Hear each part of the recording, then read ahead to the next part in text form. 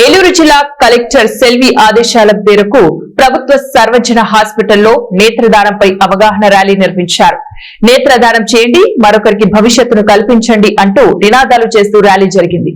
ఈ సందర్భంగా డాక్టర్ మల్లికార్జునరావు మాట్లాడుతూ చాలా మంది ప్రజలకు నేత్రదానంపై అవగాహన లేక అపోహలకు పోయి విరమించుకుంటున్నారని అన్నారు.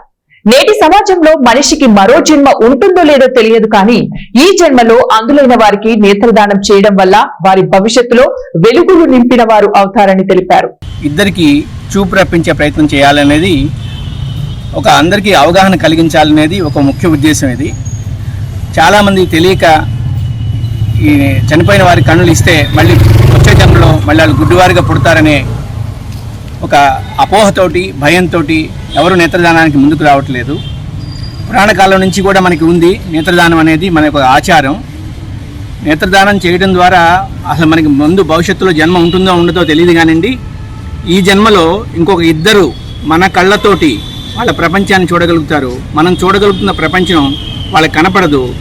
మనం నేత్రదానం చేయడం ద్వారా వాళ్ళకి కళ్ళు కనపడి చక్కగా మనం చూసిన ప్రపంచాన్ని మనం చనిపోయిన తర్వాత కూడా మన కళ్ళతో వాళ్ళు చూడడానికి అవకాశం ఉంటుంది. కాబట్టి నేత్రదానాన్ని ప్రతి ఒక్కళ్ళు చేయాలి. ఇది ప్రతి ఒక్కళ్ళ దగ్గర నుంచి కూడా మనం చెప్పాల్సింది ఏంటంటే, ఇది బతికున్న వాళ్ళ దగ్గర నుంచి ఎవరి దగ్గర నుంచి తీయరు, చనిపోయిన వాళ్ళ దగ్గర నుంచి నేత్రాలను కలెక్ట్ చేస్తారు. వాటిని ఒకళ్ళ దగ్గర కలెక్ట్ చేసినవి ఇద్దరికి వాడడం జరుగుతుంది. ఇప్పుడు కొత్త వచ్చిన టెక్నాలజీ ద్వారా నలుగురికి కూడా రకరకాల పొరలు తీసి వాడడం జరుగుతూ ఉంది. సో కాబట్టి ప్రతి ఒక్కళ్ళు కూడా ఈ నేత్రదానాన్ని ఒక కుటుంబ సాంప్రదాయంగా ఏర్పరచుకుని ప్రతి ఒక్కళ్ళు ఇంకో నలుగురు చేత చేయించాలని చెప్పేసి ఈ చిన్న ప్రయత్నం చేయడం జరిగింది.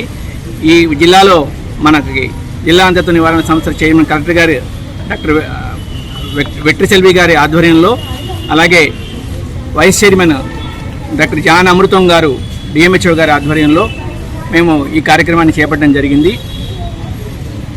ఈ కార్యక్రమం ఈ 15 రోజులు కూడా